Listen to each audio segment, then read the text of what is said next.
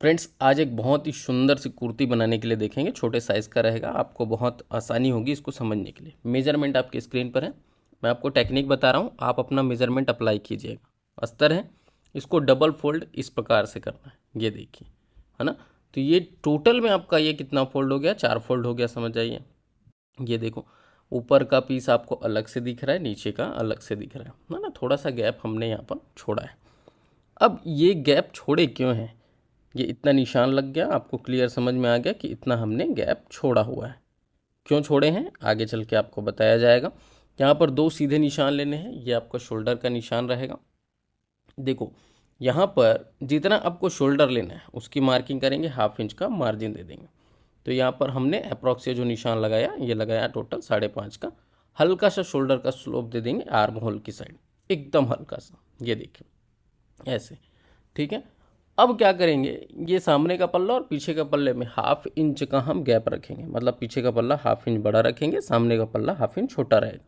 इससे जो शोल्डर के ज्वाइंट्स हैं वो नीचे नहीं आते। उसके बाद अप्रॉक्स ये 4 इंच पर आर्म होल के लिए सीधा निशान लेना है।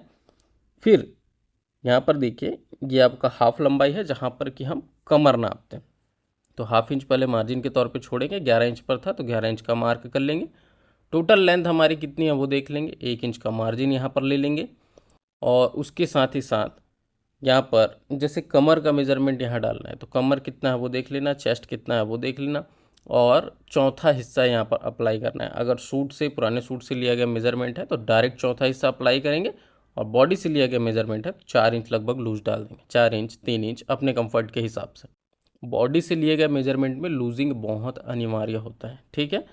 तो लूजिंग डालने के बाद चौथा हिस्सा लेंगे। अगर आपने शरीर से नाप लिया 3.5 इंच, 4 इंच नीचे आकर के यहाँ पर हिप का मेजरमेंट डाल देंगे। तो हिप जो है वो कितना है? 26 है। 2 इंच यहाँ पर लूजिंग ऐड कर देते हैं। हिप में, दामन में 2 इंच की लूजिंग देना, और कमर पे और चेस्ट पे 3 इंच, या कंफर्ट के हिसाब से, ज़्यादा कंफर्ट चाहिए तो 4 इंच भी दे सकते हैं। तो ये इस प्रकार से इसको मिलाएंगे। अब उसके बाद यहाँ पर हम ये राउंडिंग शेप दे देंगे, ठीक है। तो ये राउंड कुर्ती बनने वाला है, ठीक है। राउंड चौक बनेगा कम्प्लीटली। ये एक बेसिक फ्रेम तैयार होता है। हल्का सा हम आर्म होल निशान को डाउन करेंगे, ½ इंच मान के चलो अंदर की तरफ, और ये आर्म होल का सिंपल सा गोलाई शेप, जो कि आप लोगों को पहले भी बताया गया है। लगभग 4 इंच का गला, ये देखिए इस प्रकार से ये आपका फ्रंट नेक हो जाएगा।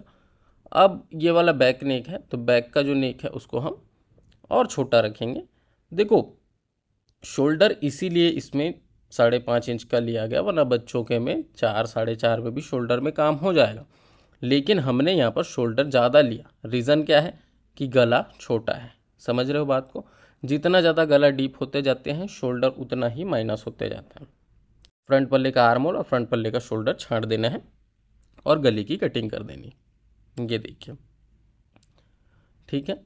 अब मैं आपको बताता हूँ, जो पीछे पल्ले में हमने थोड़ा सा एक्स्ट्रा कपड़ा लिया है, वो क्यों लिए हैं? वो चैन के लिए लिए हैं, ठीक है। गला पीछे का इस प्रकार से कम रखना है, ये चैन के लिए ही हमने मार्जिन लिया था। अब इस प्रकार से इसको कटिंग कर लेना है। तो अभी नॉर्मल हम अस्तर पे देख रहे हैं ताकि आपको क्लियरली समझ में आ जाए, फिर कपड़ों पर आएंगे। तो ये बेसिक आपकी जो कुर्ती की कटिंग है वो हो जाती है। चैन कहाँ तक लगना है मार्किंग कर लेना, अप्रॉक्स 7 इंच के आसपास, और इसको 2 भागों में यहाँ तक काट देंगे। जहाँ तक निशान लगाए हैं चैन का वहाँ तक। लॉन्ग चैन लगाना है तो लॉन्ग भी लग जाता है, शॉर्ट चैन लगाना है तो शॉर्ट भी लग जाता है।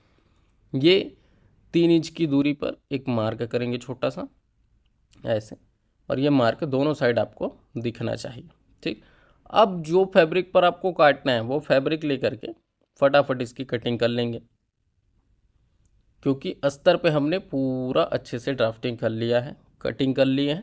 कपड़े पर रख करके आप चाहें तो थोड़ा सा गैप छोड़ करके भी काट सकते हैं, क्योंकि बाद में जब आप अस्तर को चिपका लेंगे ना, उसके बाद फिर उसको छांट सकते हैं, कोई इशू नहीं है। क्योंकि बराबर काटने से अक्सर बहुत से लोग इसको छोटा बड़ा कर लेते हैं, तो ये चीज़ नहीं होना चाहिए। अस्तिन की कटिंग करनी है तो अस्तिन के लिए यहाँ पर अलग से आपको फैब्रिक चाहिए, है ना। तो और बाकी जैसे चैन आपको लगाना है उसके लिए आपको अलग से चाहिए।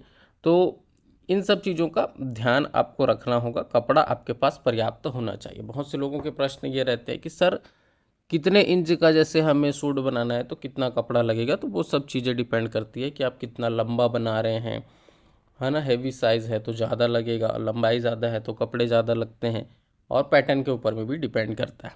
तो डबल फोल्ड कपड़ा ये आपकी गोलाई और लगभग लगभग 3 इंच पफ के लिए एक्स्ट्रा दे देना है। लंबाई जितना आपको लंबाई चाहिए, और उसके बाद ये डायरेक्ट इस प्रकार का स्लीव का शेप। वैसे पफ स्लीव हमने बहुत बार बताया है तो उतना डिटेल में आज नहीं जाएंगे, बस ये मान के चलो 3 इंच एक्स्ट्रा हमने पफ के लिए लिया हुआ है बस। बाकी नॉर्मल स्लीव की तरह ही रहता है, पफ स्लीव में कोई बहुत ज़्यादा दिमाग लगाने की आवश्यकता नहीं, जितना पफ डालना है उतना मार्जिन बस छोड़ना पड़ता है। तो ये नीचे अलग पफ आएगा और ऊपर अलग, मतलब दोनों में अलग अलग चुन्नटें पड़ेंगी कि मार्जिन दोनों तरफ है। ये देखिए, ये इस प्रकार से नीचे के लिए भी हम कट इसमें लगा लेते हैं। ठीक है, अब इतना करने के बाद आपका जो कटिंग का प्रोसेस है वो तो कंप्लीट हो गया, स्लीव भी आपको समझ में आ गया। यहाँ पर हम एक नेट का यूज़ करेंगे।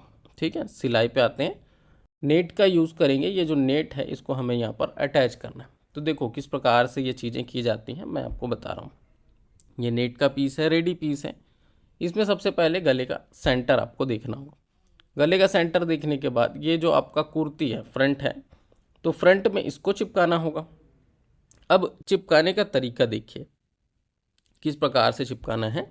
तो यहाँ पर इसको सबसे पहले सेंटर रख करके सेंटर पे जाम कर देना है। ये आप क्या करेंगे, कच्चा सिलाई करेंगे, इसलिए हम थोड़ा सा यहाँ पर छोड़ छोड़ करके सिलाई किया ताकि ये चिपक जाए। और उसके बाद पूरा ये इस तरह से कॉर्नर में सिलाई लगा करके इसको चिपकाना है।